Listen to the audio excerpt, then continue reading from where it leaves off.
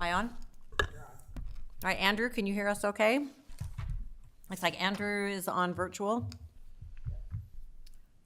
And it looks like we're going to talk about the cluster subdivision and accessory building ordinance. Just going to pull mine up here. I've got the other packet.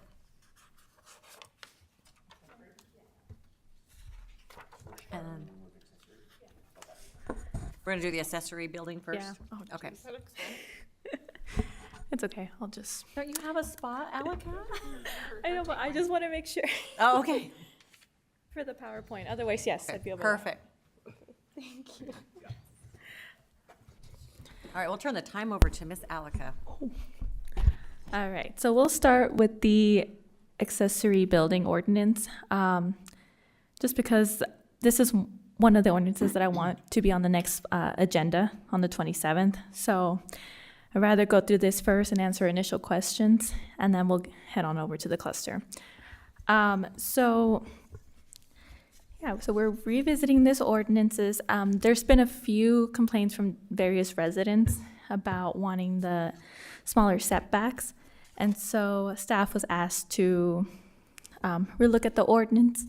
And it was brought up to council last work session. And they gave us the go-ahead to start talking about it. And then to have it on our agenda next week. Or, sorry, not next week. In a couple weeks. So for me, the first thing that I would like to change from this ordinance is changing the title from accessory building to accessory structure. One of the main reasons is for the definitions, which I have at the top there. So building is any structure having a roof supported by columns or walls for the housing or enclosure of persons, animals, or chattels. And a structure is basically anything constructed or erected, which requires location on the ground. So I think it has a more broad definition. So things like pools and like if you want some sort of court in your backyard, that would also fall under this ordinance. So that's the first one there. And then going down, right now, no accessory building or group of accessory buildings can take up more than 25% of the rear yard.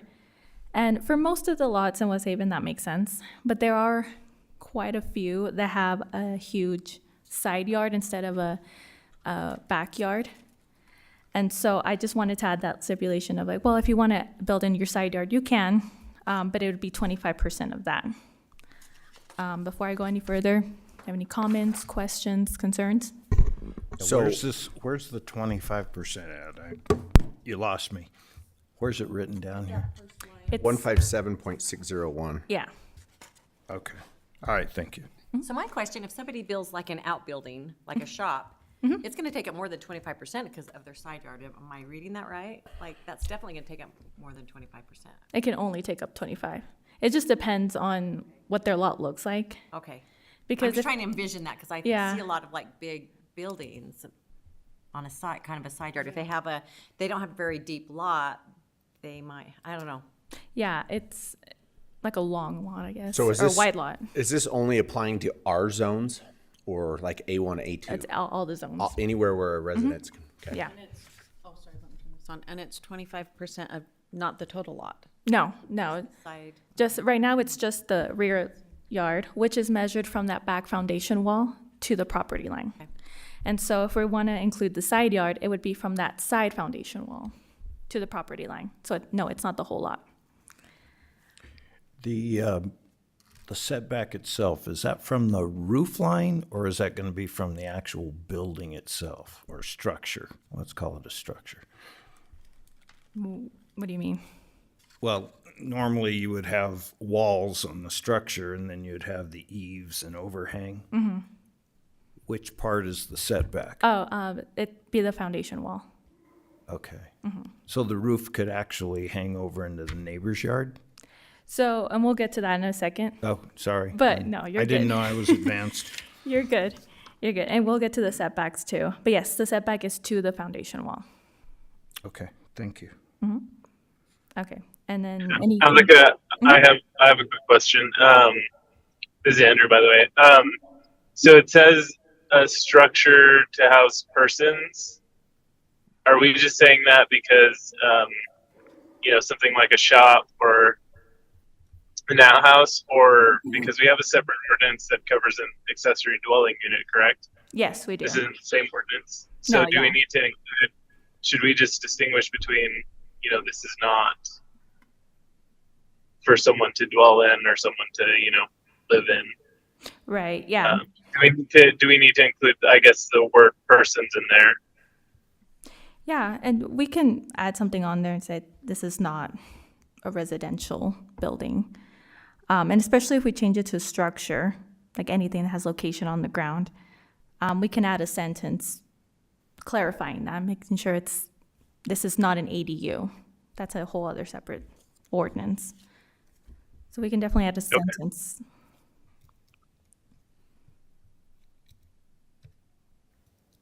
Okay.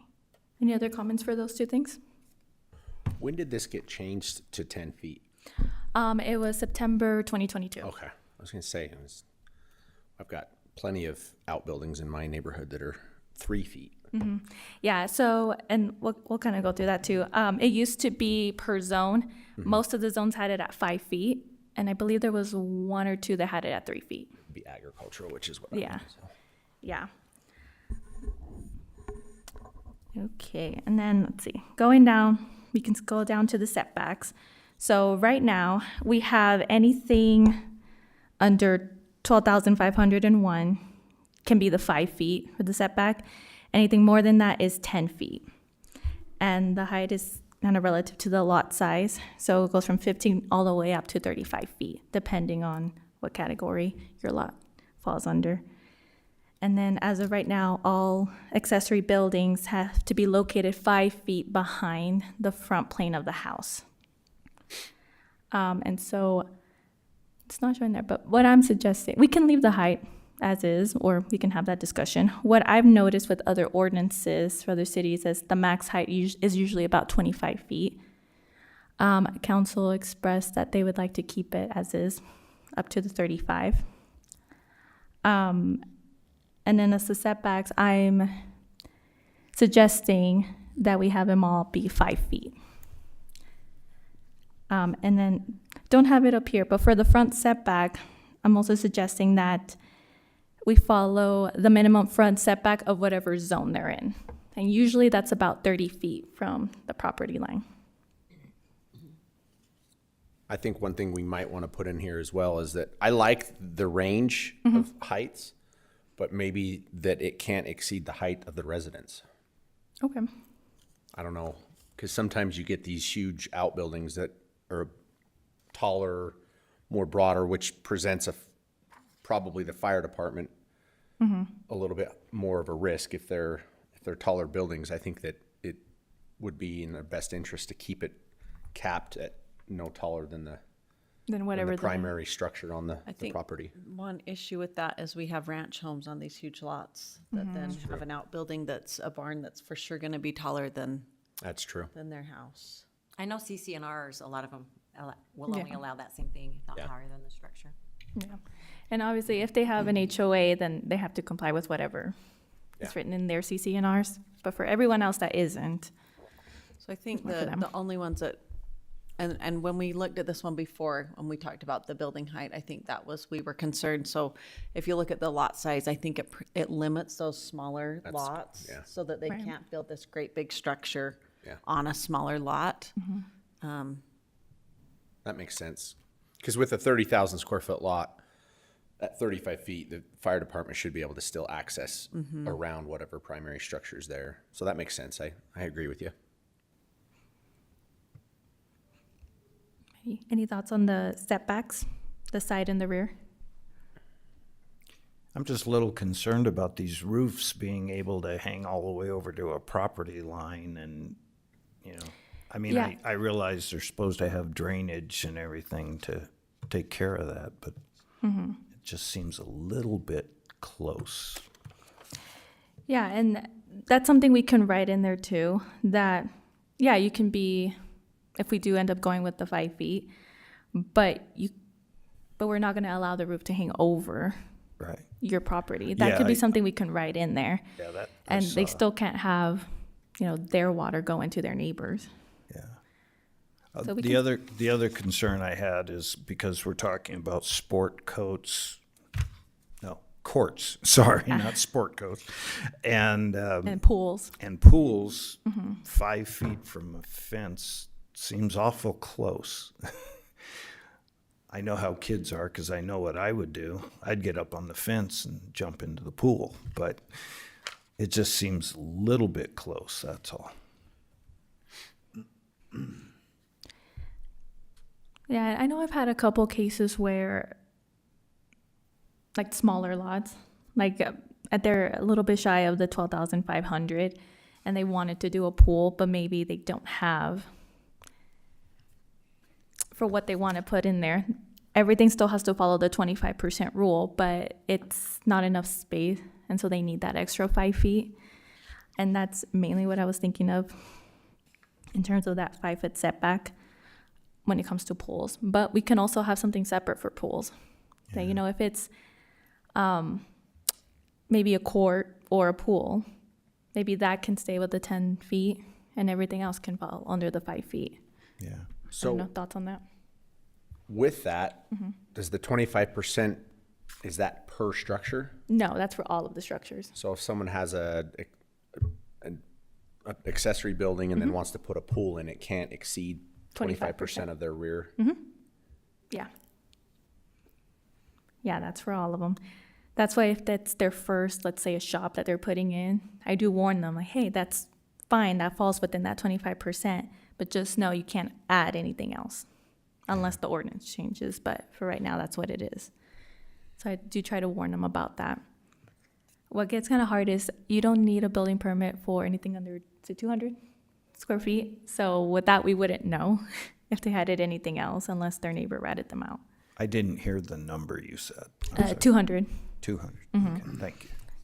Yeah, so it becomes a little hard then, but that would be a smaller structure anyway. But for the most part, yes, that 25% is for all. Yeah. Yeah, I don't have a problem with the 5 feet other than, for extending it to include structures like pools or courts. Yeah. Balls are going to spend more time in the neighbor's backyard than they are their own. So, Okay. Any other thoughts on that? What is the purpose of the 25%? To limiting it? To only 25%? Just so it's not too cluttered. It's in their backyard. But that we can also revisit that and look at a different I percentage. just think of, in today's climate with the lack of water, why we wouldn't encourage sport courts and pools and Yeah. areas that, or things that fill up a space versus grass. Yeah. I do have a question, and I have one pulled up, but I'm gonna come show you. We're house shopping, so this was something. Okay. that I wanna- But hypothetically, like something like this, is this a side yard or is this a backyard? Because that's a big shop. Yeah, which it's facing that way. Yeah, so it's facing Facing that that way. way. So this is 2550. So would that be 25%? Because it's kind of bigger than 25% of the So back, for and it's that- bigger than 25% of this. So is that a side or a back? That would be a back. That would be, so could you put a pool in there? By this ordinance, you wouldn't be able to. No, if that's already the 25%, then no. Okay.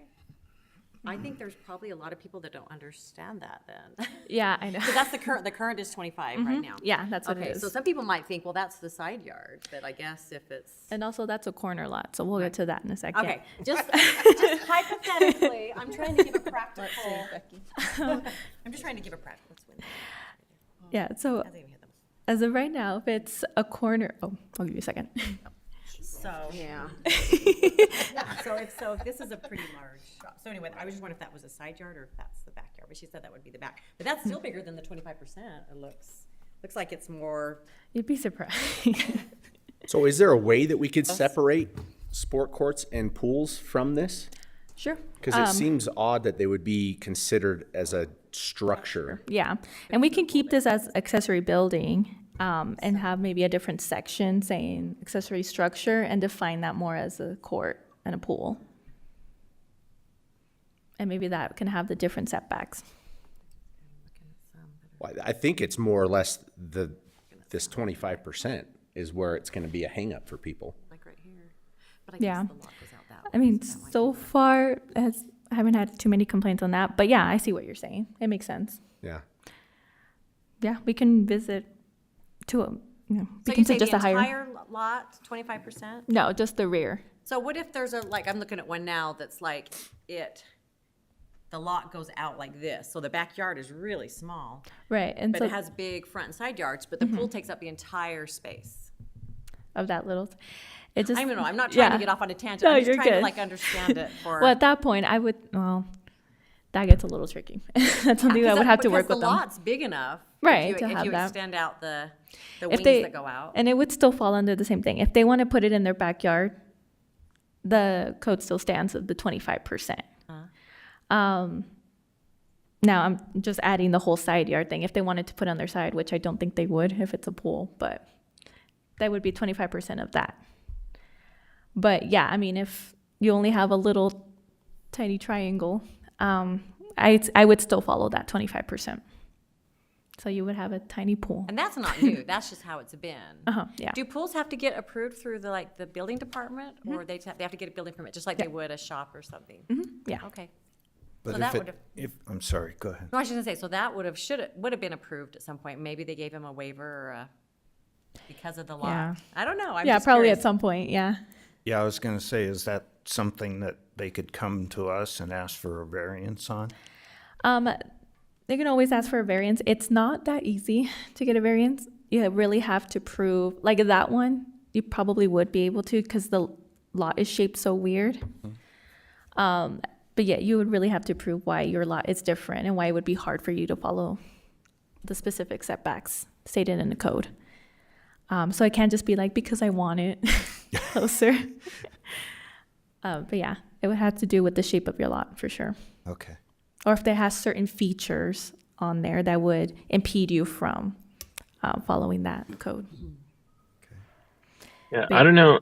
I think in talking and discussing all this, I don't know if we should include like pools and sport courts, and would that also include like a patio, like I don't know, you put some other thing on there. I don't know that it should be restricted to 25%. Okay. So with a patio, thought- that would be attached. Oh, sorry, go ahead. I was just gonna say, I feel like if the setbacks, as long as they follow the setback rules, if they want their entire backyard to be concrete, I don't know that that's an issue. Okay. I'm okay with that. I may have to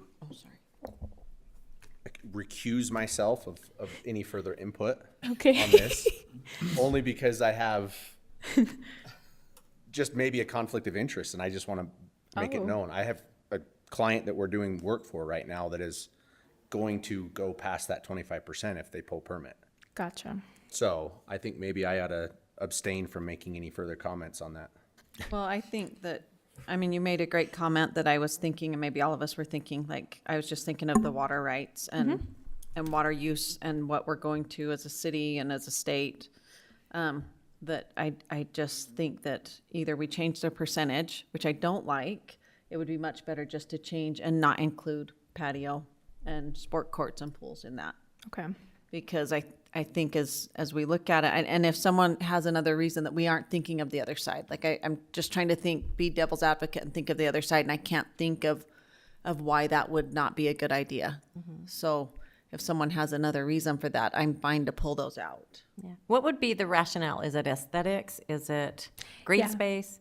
So if it's fenced, I don't know. I'm just kind of trying to be devil's advocate to just Yeah. kind of thinking along those lines. If someone doesn't want to landscape their backyard, but have it be more user-friendly for their sports needs or things like that.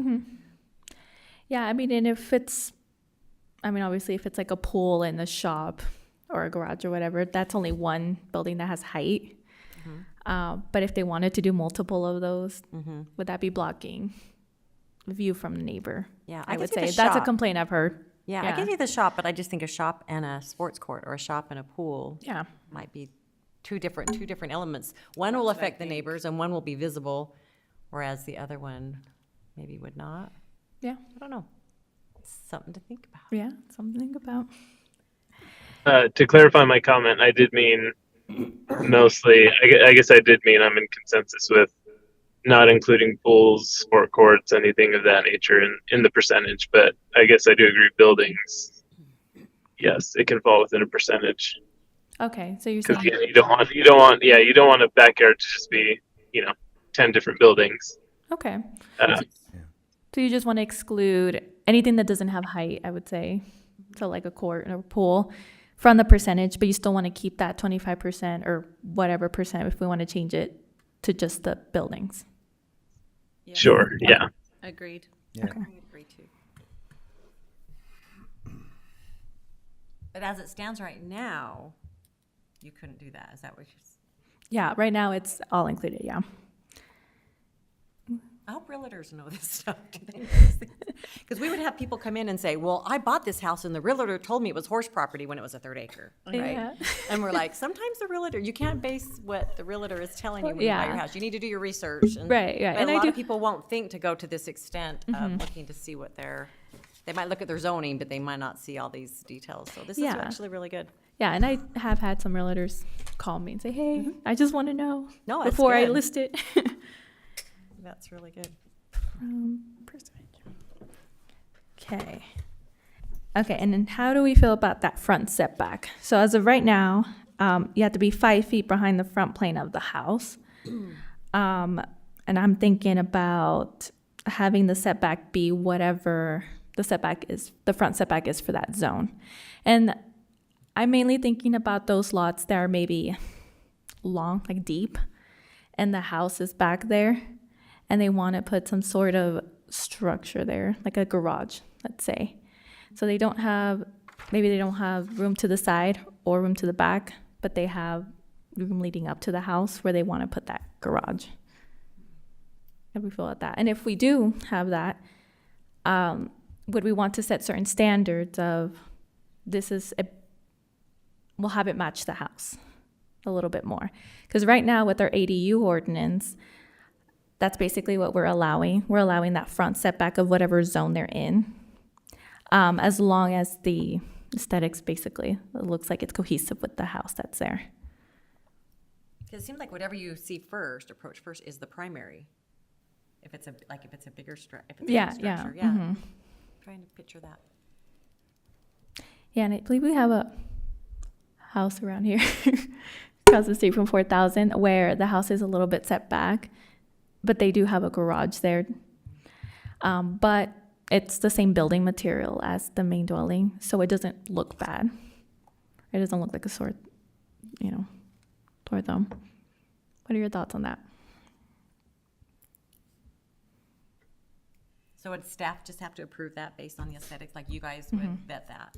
Yeah, so yeah, I would look and say, okay, does it match, at very least, does it match the color? Does it match the roof pitch? Building materials, and we can say one of those 3 options or all of those options, and be a little clear on that. And again, this would not be for an ADU. This would be for an accessory building. I think that's reasonable. Are we okay with that? No, I would I am. agree with you. I think that's And it's hard. very reasonable.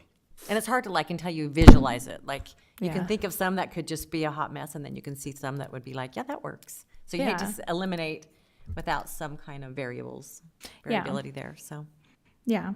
So we're okay with following the front setback of the zone as long as it doesn't just look like a metal barn. Are we okay with it looking, however?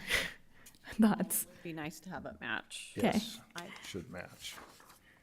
Okay. So we only want that if it's front, but if it's behind, like how it is now, then it doesn't matter. Okay. Yeah. I'd prefer no pink ones, but that's just me. Hey, pink is a fun color. Okay. All right, and then to the corner lots. Okay, right now it's saying regardless of the above setbacks for that table, accessory buildings located in the portion of the lot adjacent to the street shall observe all side setbacks for a primary dwelling.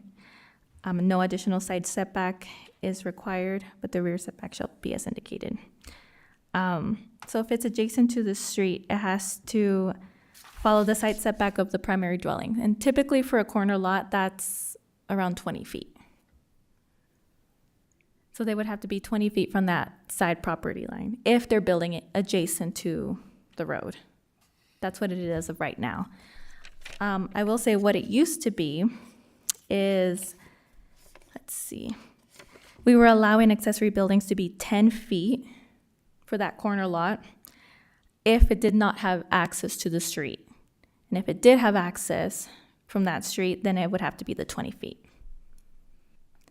That's what it used to be before it got changed. So what are your thoughts on that? This personally, I think it's fair to have it how we used to have it. Have the 10 feet if it's not going to have access and 20 feet if it is. Because I know some people in the corner lots struggle with that a lot. I have to be further away than what I was planning on. This is Russ Galt, and I used to live on a corner lot, and if we had those restrictive, that restrictive language that you're talking about right now, that would have been a real problem for me. So, and I don't think that on the corner lot that I was on, I don't think it would have been a problem aesthetically. But as someone who used to live on a corner lot, I would rather see it go back to the language that you used to have.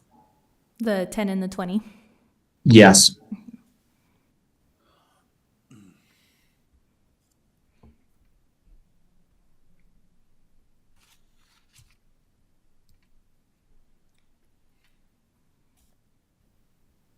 That's just my experience, Yeah, and I've had other residents say that too, especially if they have a neighbor, or maybe not a neighbor, but someone they know that also has a corner lot, where they can have it a little bit closer. But yeah, that's part of the complaints is, I have to be 20 feet if I'm going to be adjacent to the road. Yeah, Because otherwise, it's almost like if you've got a corner lot, you're kind of penalized in what you can do with your backyard. Yeah, and I do see that. I kind of have a different perspective on that, just from a safety standpoint. Yeah, and go ahead, sure. visibility going around a corner lot in terms of traffic, making turns, that kind of thing. So I would prefer bigger setbacks, but Well, and in response to that, Commissioner Reed, what I have experienced is that at the corner itself, that you have a greater setback. But when you get to the back corner of that lot, then you're further away from the corner. And so that visibility isn't as big of an issue. no, I would agree with that. I was talking towards the front of the property, so. Okay. And I was thinking that this language was particularly related to the side setback. Yeah, it is. But are you talking if they were to build like in front of their home? Yes, on the corner. On a corner. So if they're following, oh, I see. Yeah. Yeah. Yeah, I can understand that. And we can say that. I I think think that's a big thing. I get kind of worried about things like on 40th Street and Washington, those apartments they built right next to the sidewalk. That concerns me, and I don't want to Gotcha. get anywhere near that.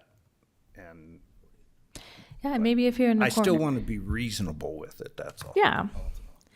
And maybe for a Yes, corner lot, we'll have them, we can restrict it to, well, you can only build in the back, the rear yard, instead of being in the front. I'm trying to think if there's an example I've seen of that being an issue for a corner lot, because most of the time, the corner lots that I've seen, they would want it in the back anyway. Yeah. I would think. I don't think I've seen one where it's long or like deep, and they would want to have it in front. But yeah, I see what you're saying. We can have some language in there regarding that. If you're in the corner, you can't build in front of the front plane of the house. Something like that. Yeah. From the-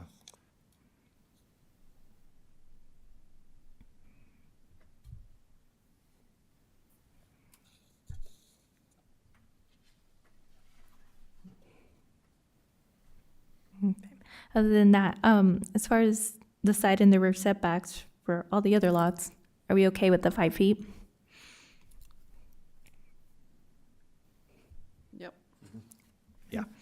I know initially when this went through planning commission, that's what was recommended anyway, was the 5 feet, but just wanted to double check since we have new numbers. Let's see, and maybe we can put in some language, because I know part of the concern is the PUEs that are 10 feet.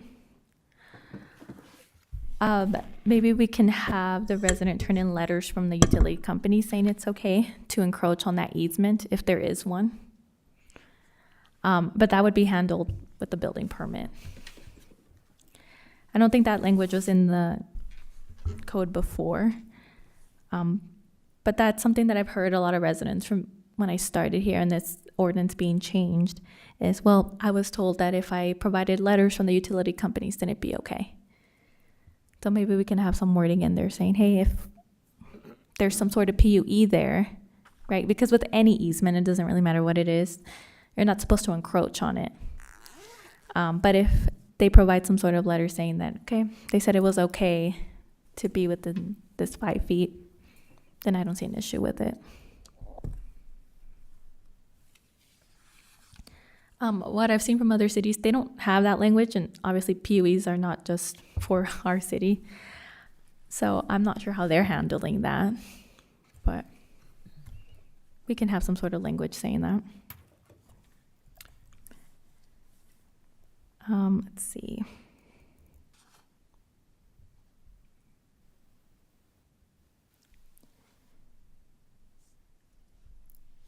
Yeah, I think that was it for now. Do you have any other questions or concerns or anything that you want to add?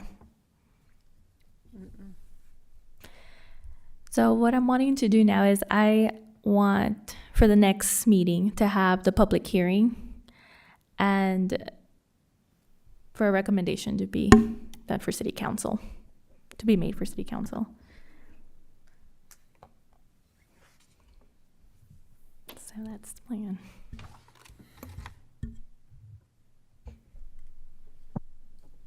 Alrighty, if we're good for now, we can jump on over to cluster.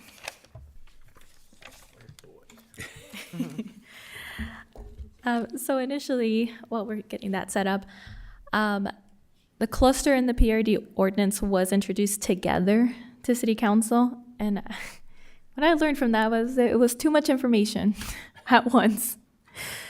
So what I'm going to do is I'm just going to talk about cluster subdivisions, and then at some point in the near future work session, we'll talk about PRUDs, especially because PRUDs are a little more loaded.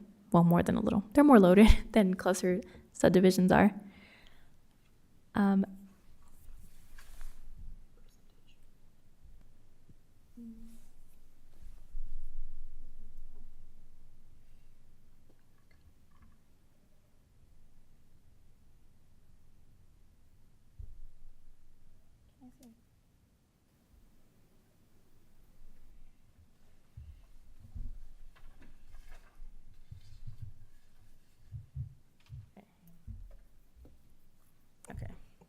Okay. All right. So cluster subdivision. So purpose and intent. And so this is the definitions that I've the purpose and intent that I've seen for West Haven, Plain City, Ogden, and Syracuse. So I'm comparing our city with those three. Basically, West Haven, Plain City, and Ogden had the same thing written. And Syracuse was a little different. But what I highlighted was the common themes. So want to allow flexibility. They want to have smaller lots and kind of focus on the open space. Provide that open space for that community. or to preserve any natural features. That's the main purpose of a cluster subdivision, and the reason for that. Other cities have combined or have just added wording of clustering in their PRUD ordinance. And if we want, we can also follow that trend. For right now, though, they're two separate ordinances. So, yeah. Okay, so for our ordinance, so it's not necessarily to add density, right? So whatever, well, and we'll get to that too. It's just to make the lots smaller. And as of right now, we're only really addressing A1 and A2, and we're reducing it by 33% or 33.33%. And the number of homes does not exceed the number of acres. And kind of what I'm proposing is to, if we want to just limit it to A1 and A2, that's fine. But I want to bring in the residential zones too, and kind of keep the density at whatever is allowed in that zone, that's what it is. We're not adding any more. That's kind of where PRUD would come in. But yeah, as far as clustering goes, not adding density. It's whatever it is for that zone. And we're just reducing the size of it. And same with the width, well, yeah. Same with the width and the yards and everything. Right now, we're reducing the width by 25% for A1 and A2, and I just want to follow that same trend for the residential zones. Let's one. Can I ask why? Just so it's kind of fair for all the zones. And if not, I want to have some sort of language saying that it's only for A1 and A2. I'm sorry, but why is it not fair the way it already is? Well, it's like I said, it's not adding density. So whatever it is, well, however many dwellings you can get in that, and however many acres, you still have to comply with that. But if they have a sort of vision of like, well, we want a lot of open space, but we want to still have the same number of units, I think it should be allowed. It's just clustering them together and having. So what you're saying is you're not saying you're decreasing the size of minimal allowable acreage, but the minimum allowable sites.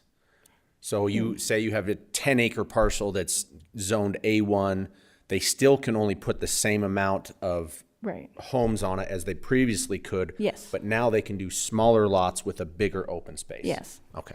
And the main reason for that is because I know one of the things that a lot of residents say is they like the open fields.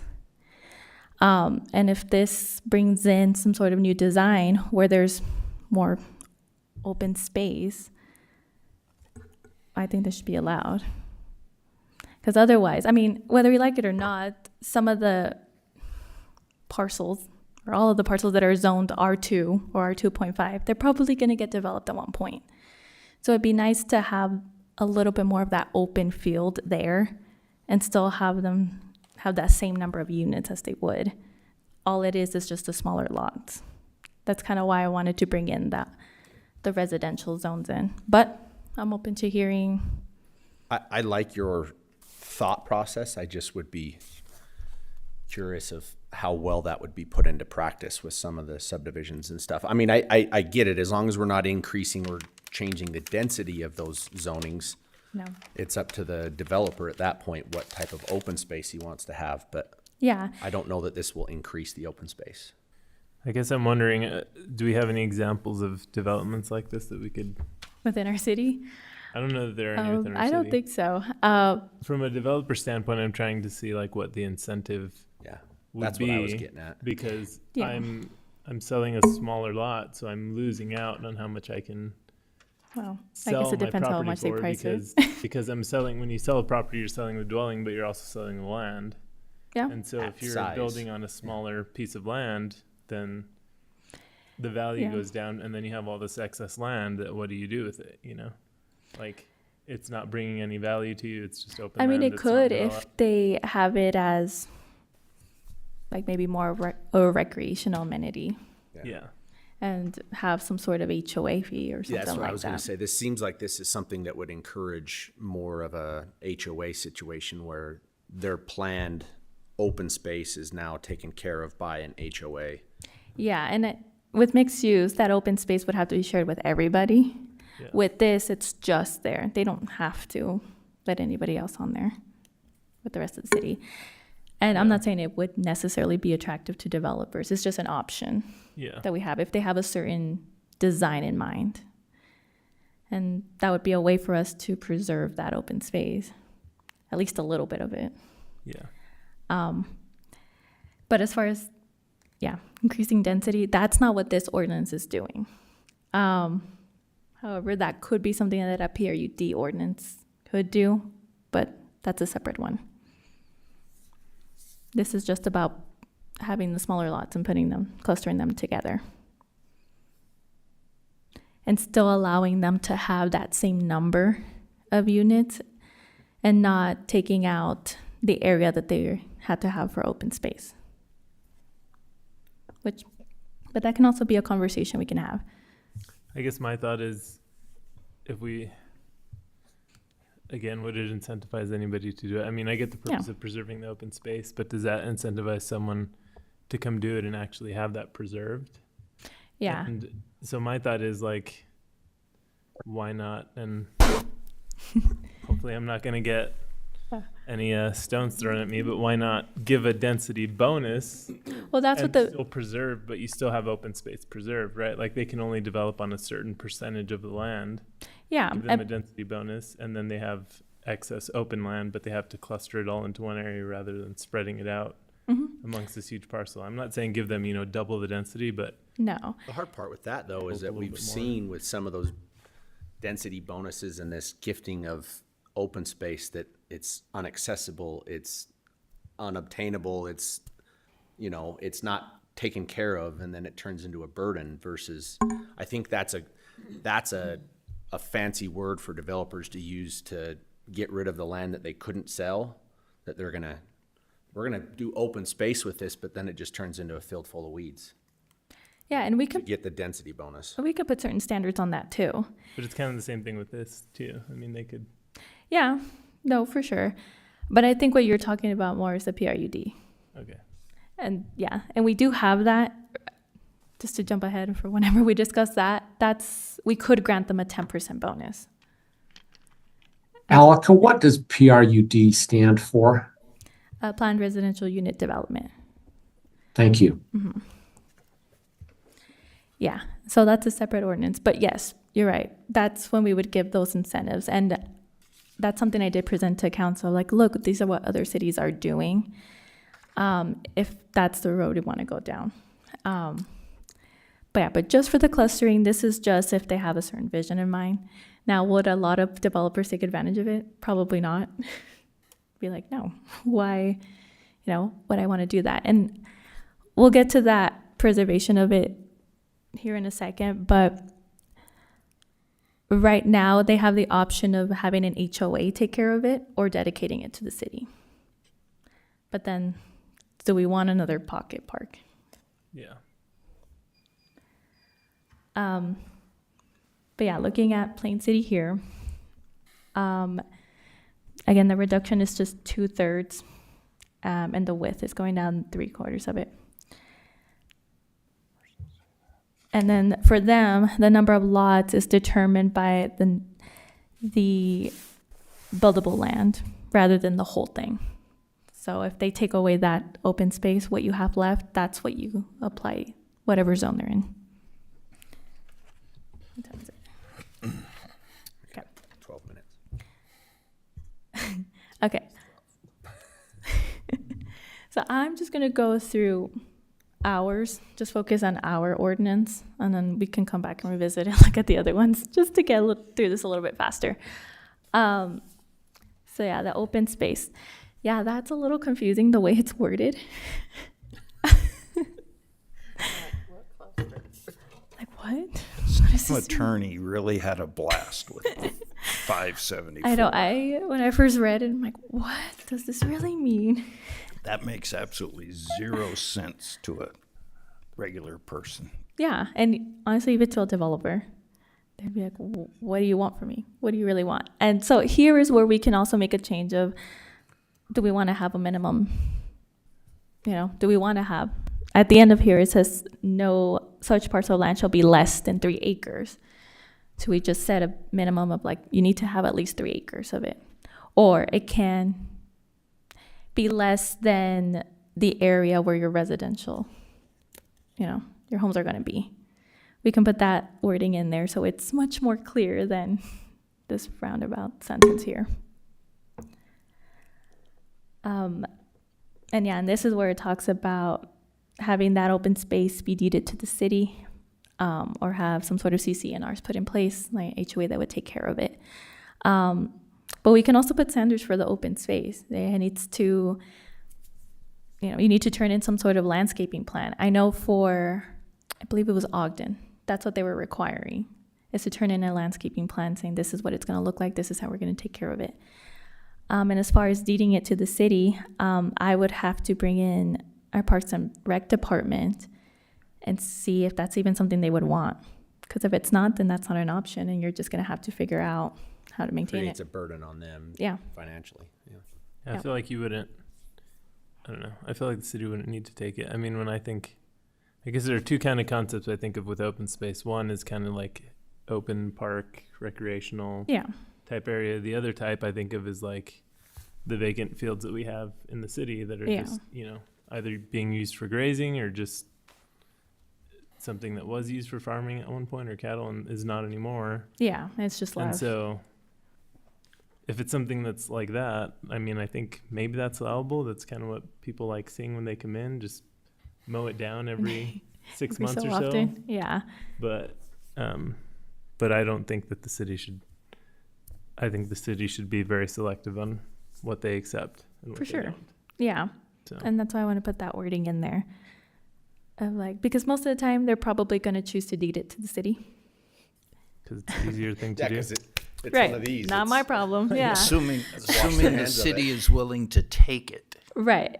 And so I want to We took be a lot clear. of stuff down by the river. we have a lot of little pocket parks that now we have to take care of.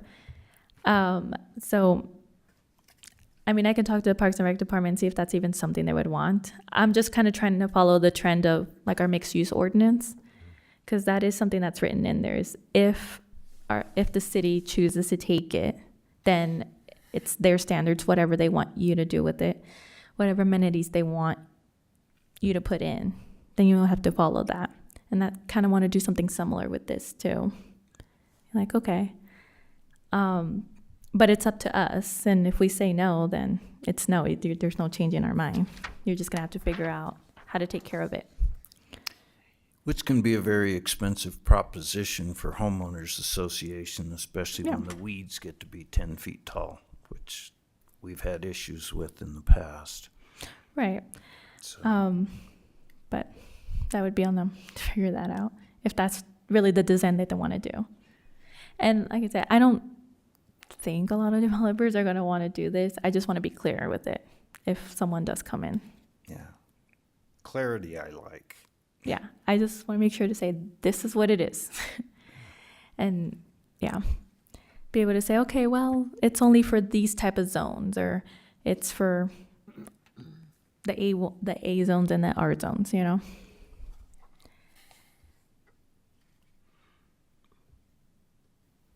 Yeah. And so, yeah. And we can have, I don't think we have a minimum right now to how many acres you're supposed to have. And so, like, this is an example from Syracuse. 50% has to be open space. So 50-50. And so it's kind of start thinking about, what do we want? Do we want to follow that trend? Or do we just want, hey, just X amount of acres is okay, and the rest could be residential? Do we want them just to consider the whole thing and kind of go off of that, or just that area that's going to be residential? Can we provide a range? Because obviously, if they're going to go in and develop next to a development that's got a park in it already, Yeah. say we would like 25 to 45% an open space to be determined by commission and council. Yeah, and we can say that. Because it doesn't make any sense to grant, density clauses if they're gonna give us a park that's right next to another park that, I don't know. Yeah, and yeah. This doesn't grant. This doesn't density, grant you that, said. no. No, It's that's written right. out, Yeah. doesn't, But so- just thinking ahead to maybe a PRUD. Yeah, yeah. Yeah. Because more often than not, they're going to want to combine these two, Yeah. the cluster and the PRUD. And so that is another option. Do we want to get rid of one ordinance and just have it all be one big ordinance? I kind of go back and forth on that. I've seen cities do both ways. I think with Syracuse, it's more like a specific zone. But yeah, I've seen more and more cities just have it be one big ordinance. Part of me wants to keep them separate just because maybe I don't really know any developer that wouldn't want the density bonus, but that little part of me is like, maybe someone out there that wants to just The good guy. develop. Maybe, In a perfect world. right. So just to leave that open, and they could combine them. And the clustering could be added to the PRUD ordinance. But yeah, and this is just to get you thinking on this. Right now, or as of last Wednesday, City Council, we entered into a moratorium. So nobody can come in and use either one of these ordinances. We have until, I believe it was September 2nd. It's the deadline there. But I would like to have something passed by hopefully August, beginning of August. What was the reason for the moratorium? This was something that was brought up to council, and then just while we're thinking and making these decisions, they don't want someone to come in and go off of our existing zone if there's no clarity there, and there's that gray area. So Where's just the to gr- protect I'm sorry, ourselves. where's the gray area? It was A1 Well, it was and more A2. more so for the PRUD's ordinance. Okay. It's just that this one most often gets combined with that. So that's why. And we just want to make sure everything's the way we want it before someone comes in. That makes sense. And it just gives us time to think about what we want to do. Because I have had a couple developers ask about it, and giving them that answer of like, this is what it is right now. So before having them come in and apply and get through all that, I want to make sure it's what we want it to be. Because I know we have had a PRUD before that didn't work out the way we wanted it to. So I want to make sure we have in there what we're wanting. Okay. But yeah, and that's going to be more discussed with our PRUD zone. Or not zone, ordinance. When So- will this come before us? So, in a perfect world, it'd be next meeting. But I think we'd have a little too much on that agenda. And then we also have to get back to the general plan. So I'm thinking probably in May. Okay. Because without discussing the PRUD part of it, Right, I know. and especially if you're talking about trying to combine them, I think it's important for us to. Right, no, Cool. right now I just wanted to give you just initial information on what it is now, because it is a lot to take in at once. Yeah. So here's just the first part of it. I'd I say still can't get 25% of it. past- I can't get past the 157.574 yet, so. And that's part of the reason I read that sentence and I'm like, let's clarify that a little bit more. See what that is and see if we want to add, the residential zones or not. Then we can discuss that a little bit more later, but I just wanted to present it for now. Okay, so we have a few minutes, so we'll wrap this up for now and we'll get ready for our meeting. Thank you.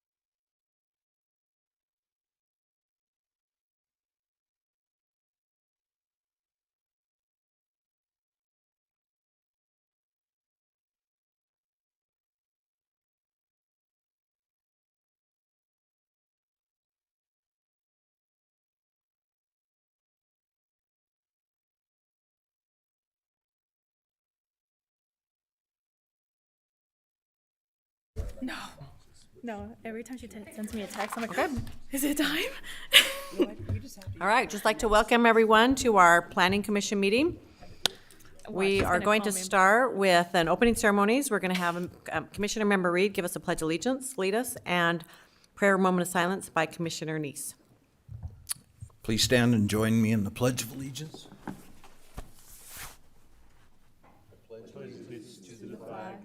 United States of America, and to the republic for which it stands, one nation, under God, indivisible, with liberty and justice for all.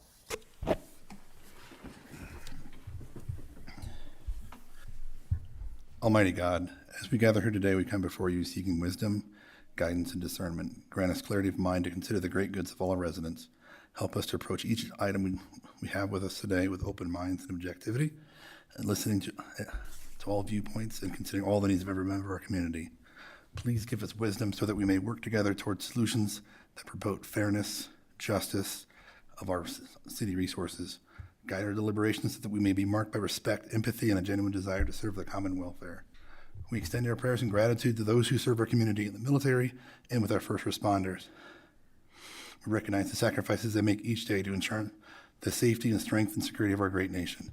We also ask to bless the families of our deployed military and give them strength and comfort while their loved ones are away. As you deliberate in matters of our planning city, we ask you for guidance in considering the needs of all of our citizens. Help us to create environments that are conducive to their well-being, providing with access to essential services, support networks, and opportunities for growth and fulfillment. All this we ask in Jesus' name. Amen. Thank you, commissioners. Okay, agenda item number 3, action on the minutes.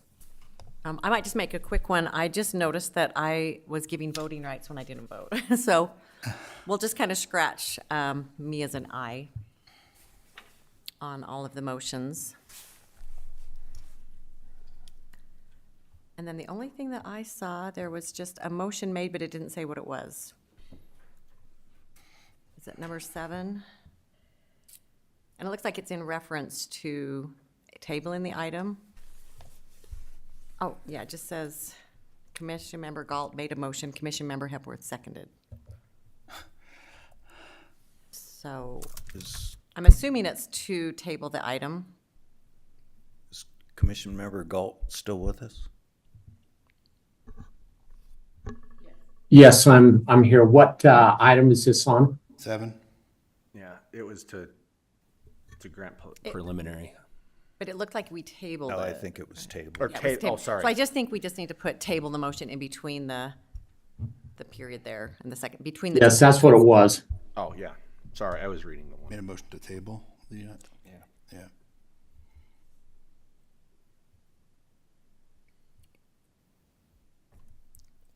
Any other corrections? I have item number 9A. That was a long, did you get tired typing that? Yeah. Robin, I'm impressed. By the way, you did a great job. You did, Yeah, you did a I great like the job. detail here.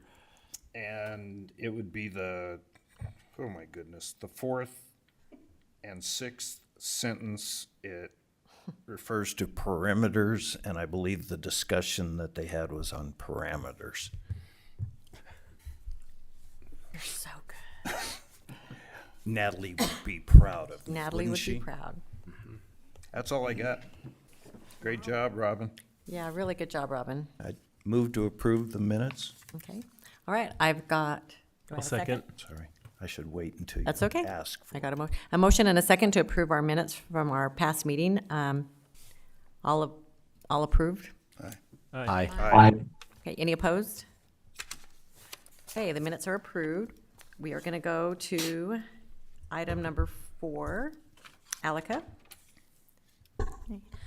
So the only item that went to city council was the Salt Point commercial subdivision, and that was tabled, just because there was an error in the way it was on the agenda. But other than that, nope. It wasn't on us, was it? No, it was Okay. the way, no, No, but it was a good catch on Alika's part. questionable, I guess, but.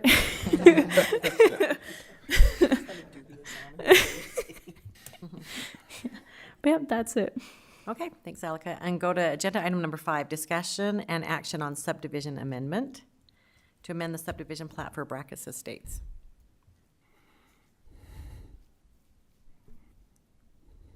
think Josh is here. Josh, you can come up. It's your turn. Yeah. Probably trying to explain all this to the little guy. You want me to do the And whole name- thing? name and Okay. address. I'm Josh Lynch. I live at 2738 South, 3350 West in West Haven. And I'm the owner of Brackus. Parts of it. Okay. So tell us what we're gonna do, what is your request here to, to amend the So plat? we are trying, it used to where that lot 5 is, it used to be part of that remainder parcel. And we built that shop it's a barnuminium, so it's got a shop with living quarters up above.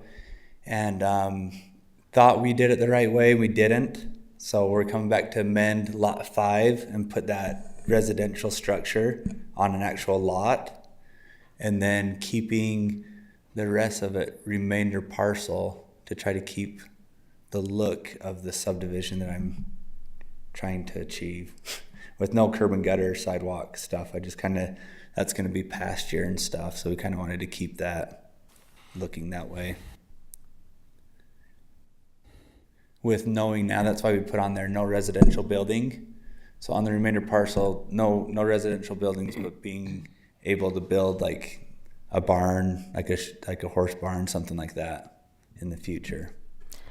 Yeah, and just a reminder that he is part of the R2 zone. So if he wanted to build some sort of private building, it would be a conditional use permit, so he would have to come before Planning Commission. Anyway, with the site plan showing this is what he's gonna build.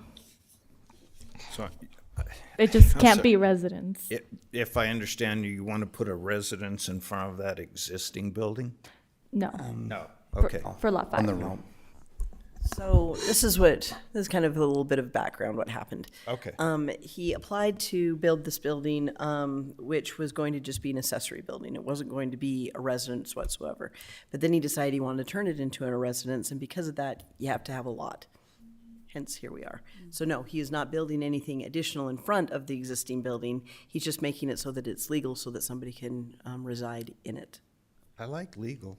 Yeah. Yeah. I don't like the language of legal, but that's different. And then the other addition is this emergency vehicle turnaround easement, which has been approved by the fire district. Because the other way had kind of a round Right. thing. Right. And so he had to change that so that it complied, so that was the other amendment. There's these two Okay. things. Got it. Thank you. So as it currently stands, what's on this map as what's called remainder parcel and lot 5 is your current lot right now. But you're wanting to split and do lot 5 and then keep the remaining parcel as a secondary, or is, So what we want to do is what's shown. okay. Yeah, what Yeah. we want to do is we want to amend it to that. But yes, that's, But right now, the parcels are conjoined, but you want to split them? no. No? Now, Okay. so right now, it's one big, long remainder parcel. Right. Yeah, that's what I'm saying, is that's all currently It's all one, one and he wants parcel. to split it into a lot and then remainder Yes. parcel. That's what that's what I was Yes. asking. Okay. Now that makes sense. No, it was confusing the way I was asking it too, so, no. I was just making sure that's how I was seeing it.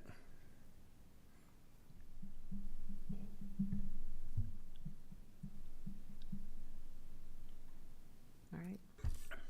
Any other questions for Mr. Are all the Lynch? setbacks on lot 5 within ordinance as it is right now? So everything, you have that little canal right next to you, right? Yeah. And you're far enough away from your meeting ordinance with it? Yeah. Yeah. So that has, I think it's, what is that? I can't read that. 15.4, right? 15.4. Yeah. So the closest point's 15. Okay. So it goes in where it slopes. It goes into that average category of the building code. And it averages out plenty. Yeah, for the average, yeah.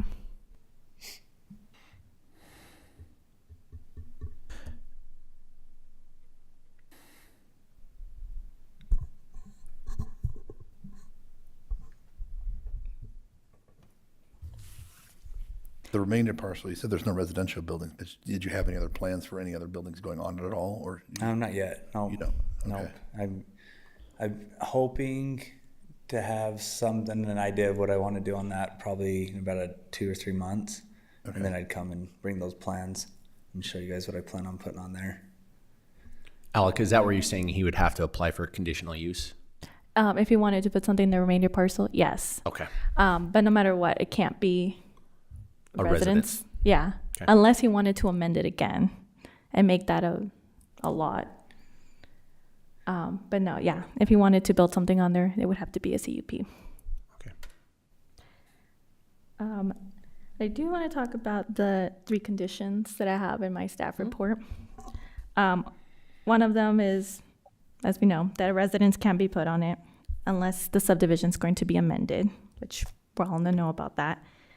The second one is the proper signage for fire access needs to be placed, and the fee for the fire needs to be paid. And I'm not sure if you've done that since then.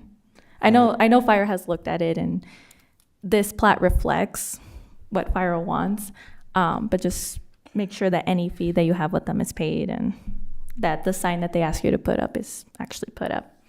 And the third one is that it needs to have a subdivision improvement agreement for the installation of the curb and gutter. Yes, which I still need to talk to Ed about. I Right, haven't had a yeah. chance to talk to him, so. Yeah.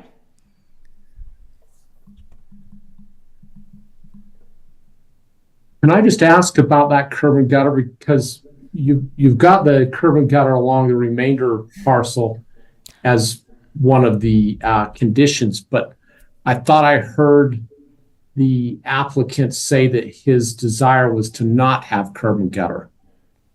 So right now the curb and gutter is going to go along lot 5. That's what's going to go on there. But there's talk about having mountable curb along that remainder parcel, and that's something that we still need to talk to staff about, and that'll be part of the subdivision improvement agreement. Which I do wish I could not do curb and gutter in front of lot 5, because it's kind of no man's land. It'd just be sticking curb and gutter in there. It's gonna come up and be torn up anyways You mean in for future. the remainder parcel? No, for the remainder parcel, I don't have to, right? So, and that's something we discussed with you earlier, is you would, engineering staff wants to talk about putting in mountable curb on there. But for sure, you would have to put curb and gutter in front of lot 5 because it is 'Cause it's a residence, lot. yeah. Yeah, but they just, and that's something to talk to him about, because that's the reason of the remainder parcel not to do that.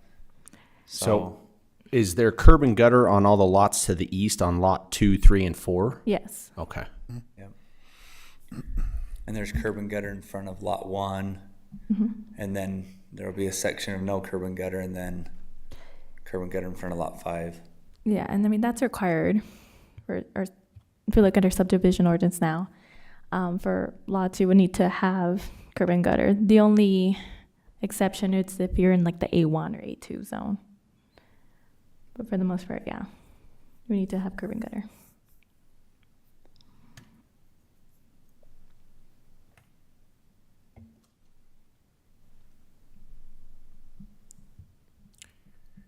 Should he come back and get the curb and gutter first and come back? I don't think that would affect the plat itself. It's just coming up with the subdivision agreement, the improvement agreement, but what do you say, Amy? No, usually like 99% of the time what happens is with every other subdivision that you guys, approve it or don't approve it. But if you approve it, then before it ends up getting recorded, that's when the subdivision improvement agreement gets put into place. They can't record until, because we don't sign the fun little blocks at the bottom there until there's a subdivision improvement agreement executed. So today we're voting on this plot and not the subdivision agreement. That's right. Correct. It's, Okay. the amendment with the conditions. Okay. And one of the conditions is he needs to have curb and gutter on it. That he has to get that subdivision Can we improvement make a variance agreement. to accept that? What was that? Can we make a variance to not require that? Is that a possibility for him, since he's requesting not to? I would say no, because of the way that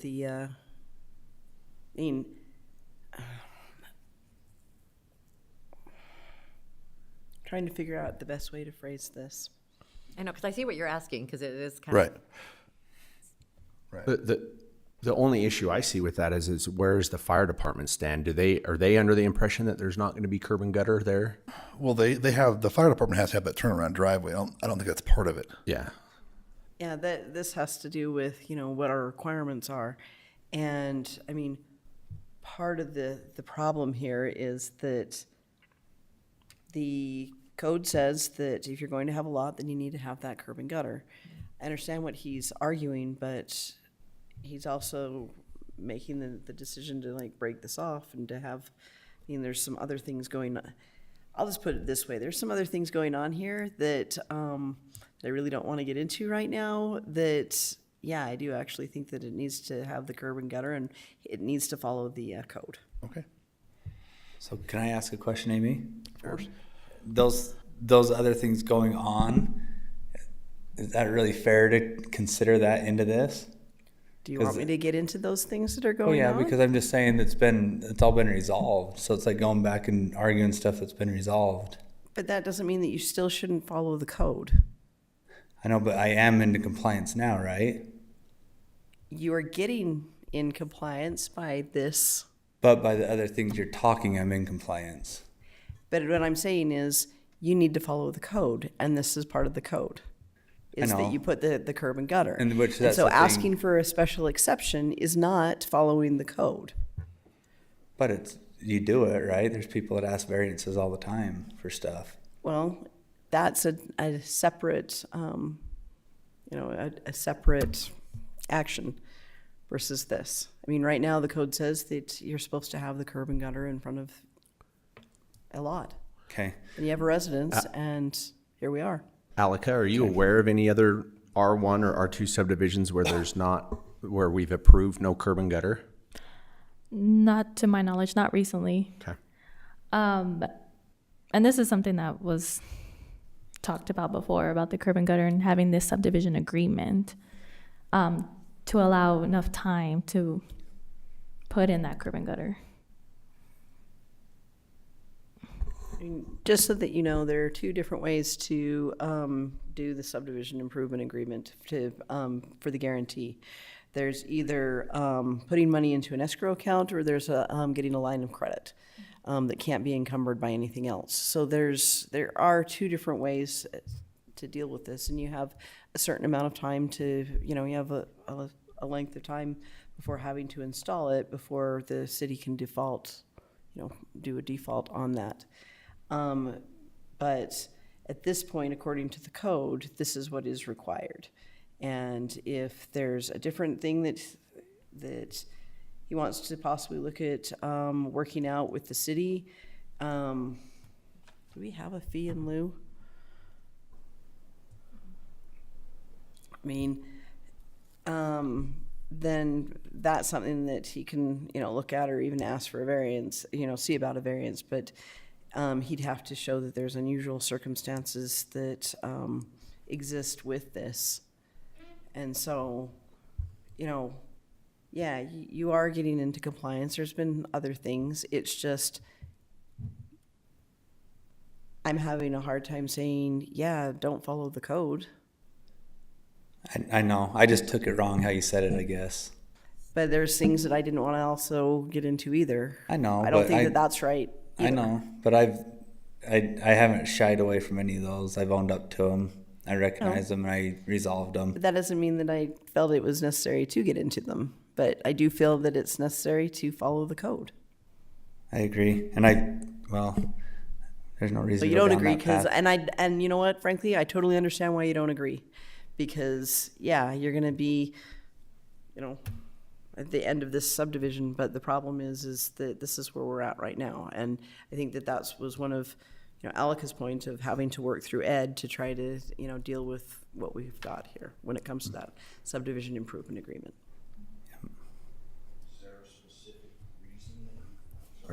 Is there a specific reason you don't want to do curb and gutter? Completely honest, it's the look that we're going for. We just so that side, we have the houses on the east side, and on the west side we have some like burned up trees and stuff that we planted in there. and it rolls into, it's like a road base, curb and gutter, if you want to call it. And it's just a look. It's more of a country look for me that I like more. It doesn't have the curb and gutter over there. We're gonna have pasture and everything over there, and that's the only reason. It's nothing. You know, when I went by, the other lots and the houses on the other side of the street all have curb and gutter, and I think for me, I just, from a look standpoint, I got to go with curb and gutter, but haven't voted yet. But sorry. No, you're good. It's all personal, right? Not to- Personal opinion. And it, you know. Does the city, I see it says private street on there, does the city maintain, plow, and do anything on the private street? No. Okay. Yeah, city doesn't do anything on that road. But we probably want to handle this as two separate things, though, right? Like approve this plat, and if he wants to get a variance, he can apply for that, and we can have that conversation later before he gets into the agreement. Yeah. The subdivision agreement and so on. But Yeah. what's the time frame between? Does he have a time frame to where he has to, I guess, comply by these conditions? You mean put I mean, in we're the- not going to sign it before he. Yeah, it's not going to it get gets signed recorded. until. So, Right. But once we approve it, is there a time frame where it kind of essentially Like to have the it's not going to subdivision happen, permit? and he has to come back, or Well, he has to get this taken care of and these conditions taken care of to be able to get final occupancy. okay. So there, But there's no set so time there's frame not a in set terms time of. frame. Yeah, it's just he can't get occupancy. He can't really Yeah, be legal. until this Until gets everything taken gets care of. And that's been the whole point, is to get him to a point where he's legal. So then we could approve this, and then he could essentially be in limbo trying to figure out a variance until, if he wants to, come back and assess that as a separate issue. Yeah, I mean, the variance wouldn't come in front of you guys. Okay, yeah. But yeah, I guess that's what I'm saying. So we shouldn't consider a variance right now, No. is what we're saying. Okay. Can you please clarify again, if we approve this, what's to ensure for the city that curb and gutter ever gets put in? Well, that's why it's part of the condition. But you can. So with the subdivision improvement agreement, what happens is that he has to enter into, and this happens with every single subdivision that gets approved by the city. The developer has to enter into a subdivision improvement agreement, and it outlines, here's how much it costs for the improvements. So the curb and gutter, the, streetlights, asphalt, all of that stuff that has to be put into place, and they have to produce what's a cost estimate of those that is prepared by their engineer, and then it's reviewed by our engineer.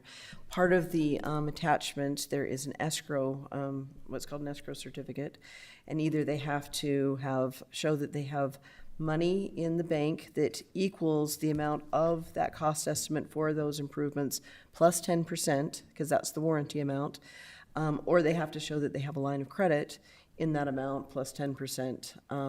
And who signs that escrow certificate is whoever the financial institution is. And they have to basically certify that they will not release that money until we say, okay. If it goes too long and they haven't done it, then what can happen is we seize that money and go put in the improvements ourselves. The city does. And so that's what guarantees that improvements will be put into place. Either the developer will do it within a certain set amount of time, or the city has to do it if the developer defaults. So we have that. That's what the subdivision improvement agreement does. Thank you.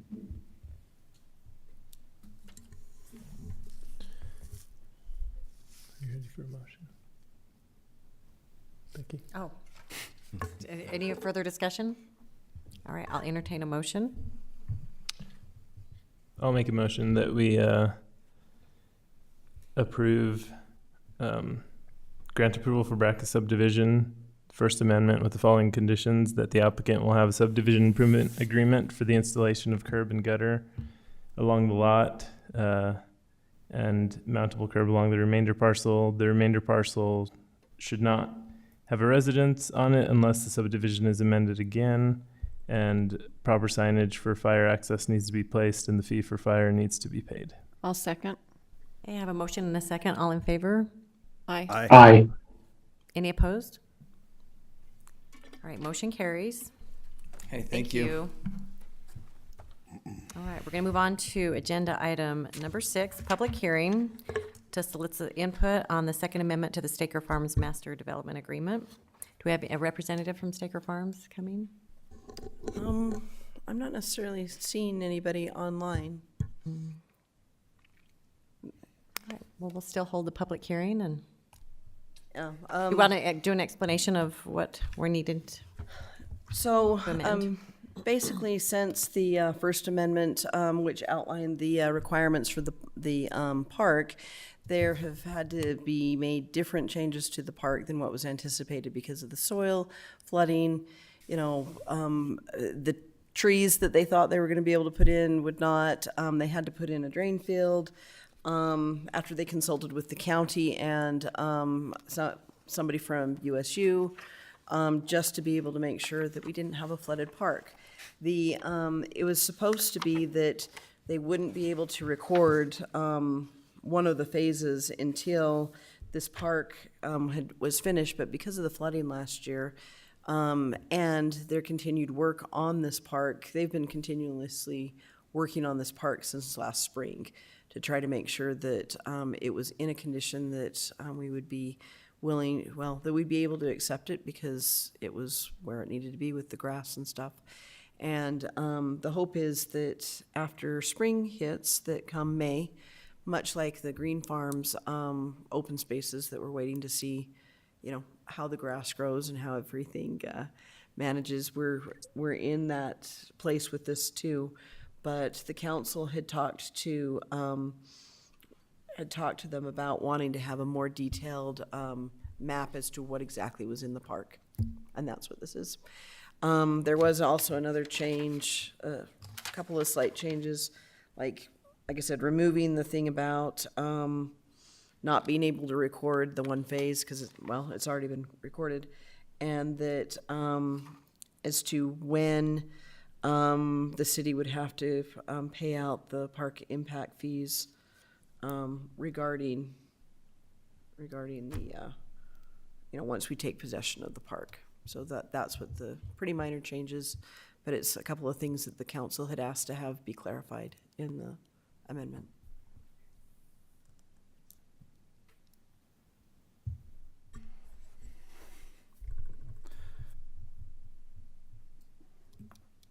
So is the question here, we will be taking possession of the park by May 30th? Is that what we're looking at? That's the hope, yeah. But it's not done yet. It is done. We just don't know whether, much like with Green Farms, we are wanting to make sure that the grass and the trees are doing what they're supposed to be doing. They're all planted. Everything is planted right now. It's just wanting to make sure that everything is where it needs to be. Did they replant grass? Yes, they did. Okay, I was gonna say, because it was looking Do we not need, so great. do we need to leave public hearing and go into discussion? We haven't entered. Oh, we it. haven't entered yet.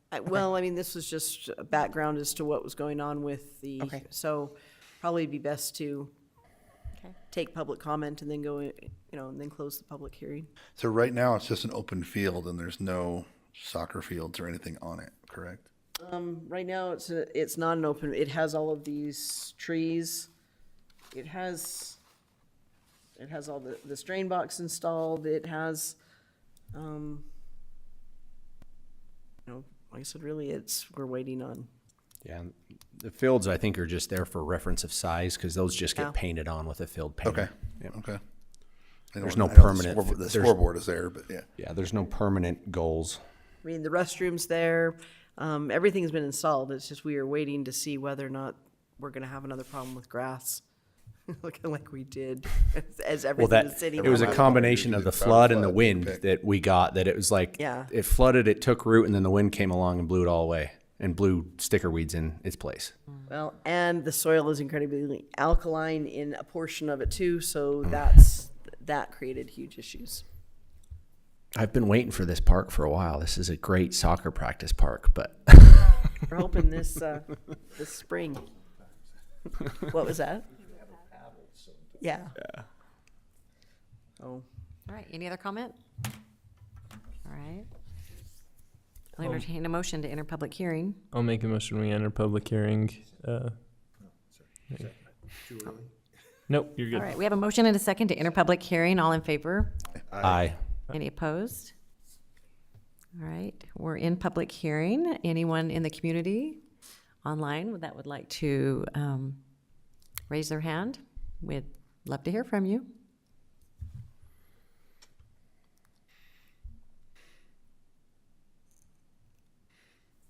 All right. Looking I'll like- make a motion to leave public hearing. Second. Okay, motion and a second to leave public hearing. All in favor? Aye. Aye. Aye. All right, any opposed?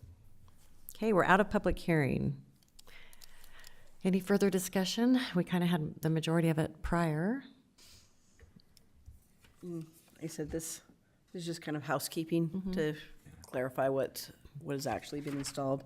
They really wanted to know what kind of grass, what kind of trees, how many of that specific type of tree, and like how big of caliper the trees were. Those were some of the big things that they wanted on this map. And they've been really good, by the way. They have been super good about continuing to work on this, even after they had the third phase recorded. There haven't been any sort of issues of them stopping work on this, even though they had that other part. But they really have done. So it's not non-compliance, it's weather, it's Yeah. environmental. Exactly. And like I said, there was a flood, there's alkaline stuff, and the hope is that some of the technology that they use with some of this, we might be able to use like with Windsor, and that has some of the same problems of stuff being too alkaline or getting too much water, that sort of thing. And so Brock really is waiting to and hoping that this is some of the techniques that they've used here that we might be able to use it elsewhere. Do you have any issues with approving it even though they're not here? I don't have any issues. And that's only because I've been working so close with them regarding getting this amendment put together. Okay. And it I'm seems gonna- pretty straightforward. It doesn't look like there's any hiccups. It's Yeah, just- I mean, I'm gonna try to make sure that they're here for, next week's, city council meeting in case I can see the council possibly having questions, but, I mean, I think it's just pretty straightforward and, The trees are all compliant? uh-huh. Okay. There weren't any requirements the specific trees be, certain trees be planted, like types. Neither the MDA nor the amendment said what kind of trees had to be. But they worked really closely with landscaper to make sure that these trees are going to thrive in what we have going on with this soil. Okay. Thank you. All right. With that being said, I'll entertain a motion. I motion to recommend approval of this MDA Second Amendment to the City Council for Staker Farm subdivision. I'll second. I have a motion and multiple one. seconds.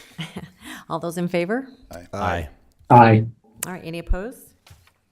Okay, motion carries.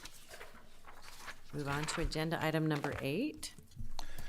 Make a motion to adjourn. Second. All right, we have a motion and a second to adjourn. All in favor? Aye. Aye. Any opposed?